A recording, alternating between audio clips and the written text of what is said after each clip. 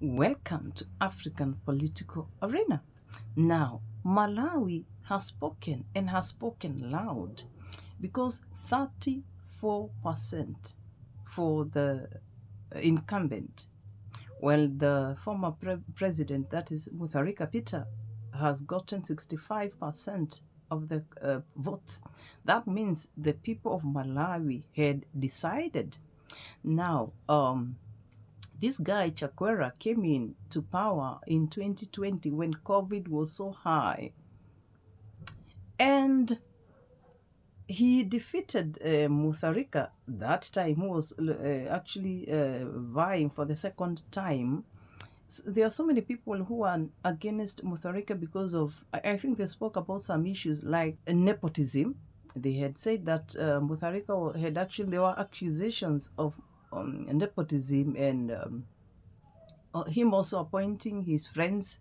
But when it comes to the guy who took over, that is Chakwera, things changed. There was all of a sudden the hike of the or inflation started going up to so high levels. I think I read somewhere between 8 to 27. Those are high levels during his time. Made so many promises which he was not keeping. He was not ensuring they were done, just like in any other parts of Africa. This is a guy who was previously a pastor. I think he's still a pastor turned politician. So he tried as much as possible to convince the people that he was going to end some of these issues which are affecting good people of Malawi. For instance, endless corruption. It is so rampant. Corruption. He was not able to do it. There are so many other issues include shortage or even shortage of food. The main staple food in Malawi is actually sima. They call it sima. In Kenya, they call it ugali, a mixture of hot water, something you prepare hot water with corn flour. So when there's shortage of food, you speak about shortage of fuel and even sugar. Fuel, simply because of something he can do as a president, honestly. The main reason as to why Malawi had shortage of fuel is because of lack of enough or insufficient currency to buy or to purchase fuel from these nations like the UAE, and Arab and I think Saudi Arabia. They buy their oil from those areas or those countries, but sometimes I think instead of using this open tender system, why can't they go the Kenyan way, whereby it is between government to government? Simply because this problem is actually brought about by importing more than the exports you're making, because you use in most cases, most African nations, they use dollars. So this shortage of dollars all through, simply because what you're importing is more than what you are exporting. So they need to learn from Kenya to sort of deal with or have this system whereby you can deal with the nation directly, the nation where it is between a government to government. Now, you'll not have people queuing for days to get the motorist, queuing for days to get fuel, honestly.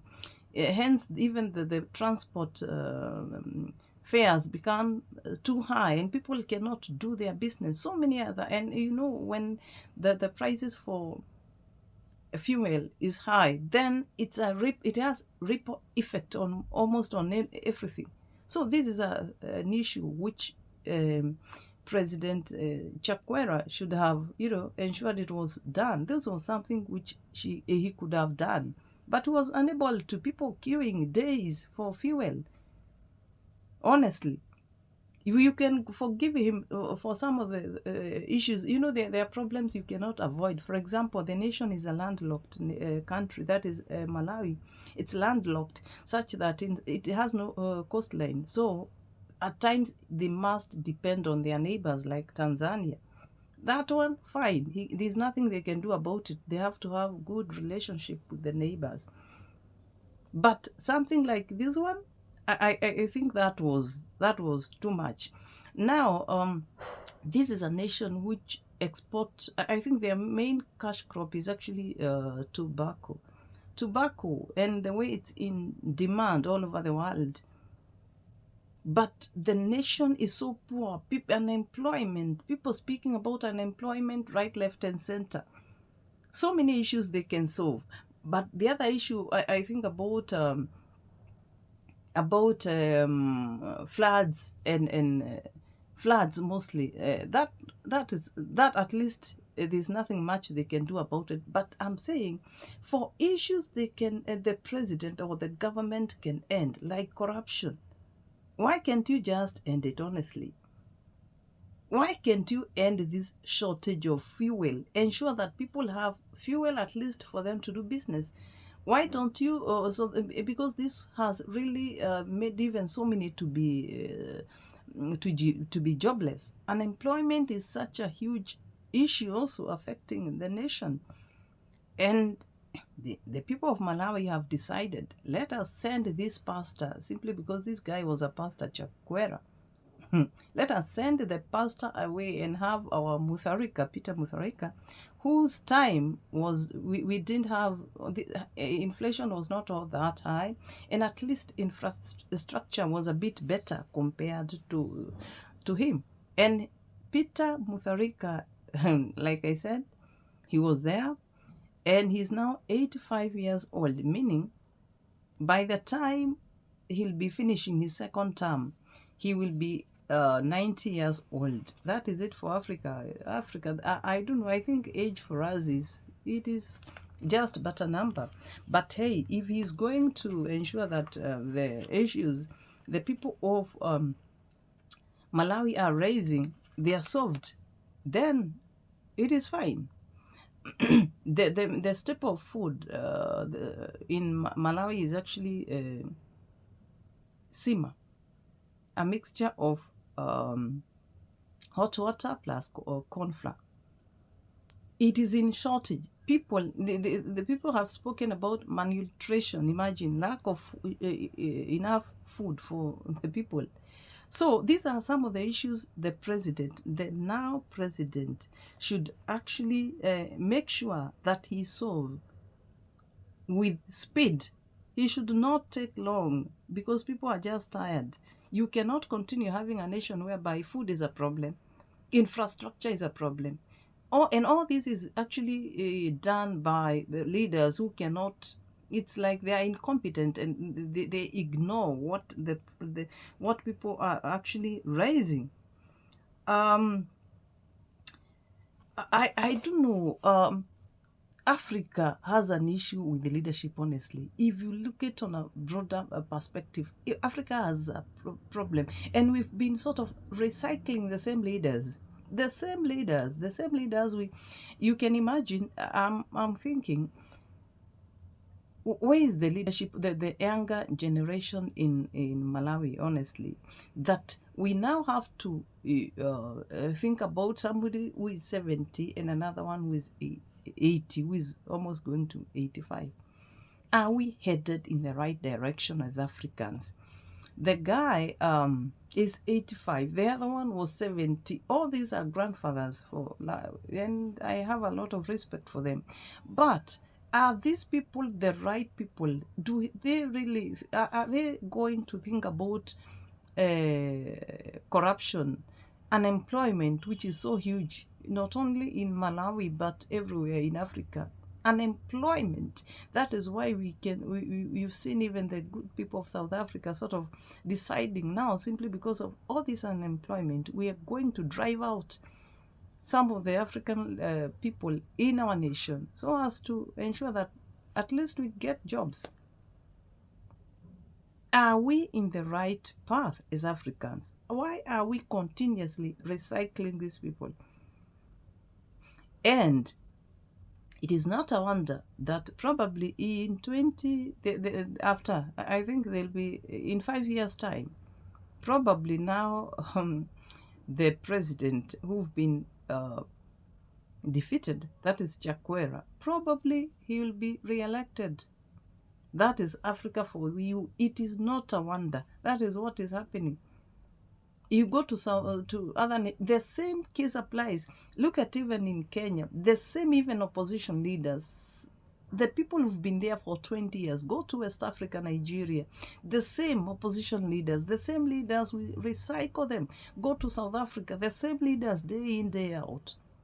And I am asking my African brothers and sisters, are these people going to assist us? Are they going to transform our nation? People who are not serious about fighting corruption, they are not out and about to ensure that unemployment become a thing of the past. They do not care. They just make to us promises, but they do not deliver. Is it the right time for the youthful leaders to stand up and push for their position in this leadership, to take over the leadership positions? Look at another nation like Uganda. The leader is now looking for his 6th term in office, 40 plus years in office. Museveni has not ended the problems affecting Uganda. Yes, he continues saying that I will be, in 2026, and I'm sure he will win. He has been winning. Don't expect him not to win. Are these people leading us in the right direction? Should we wait that a nation which exports now tobacco, which is it is in high demand all over the world, that it is termed as poor? That is, Malawi is a poor country. Why? Honestly, why is Africa this way? But anyway, I am happy at least this guy was had a one term, and it's a clear message to all the elected leaders, presidents in Africa. It's a clear warning that even those nations which have a term limit, like Kenya and Tanzania, a second term is not guaranteed. People will have to decide. So if you do not do the right thing, people can just deny you the second term. But I just hope that even as we proceed as Africans and replace these people, let us also replace them with people who can change the continent. People who can, because they're there. We can, and sometimes we just fail to look deep. We ignore. We listen to the obvious sound, the obvious people, the people who've been there, and we think they are the only ones who can save our continent. Kindly let me know what you think on the comment section. Let me know what you think about this being, that is Mutharika now being the president, defeating an incumbent. And don't forget that this guy, Mutharika, was also a president. His brother Bingu Mutharika, who is now late, I think he died in 2012, he was also a president of Malawi. What is this with these people? The same people, the same families, the same. Let me know what you think, especially as an African, on the comment section. And again, subscribe to my channel and like my video. Thanks a lot.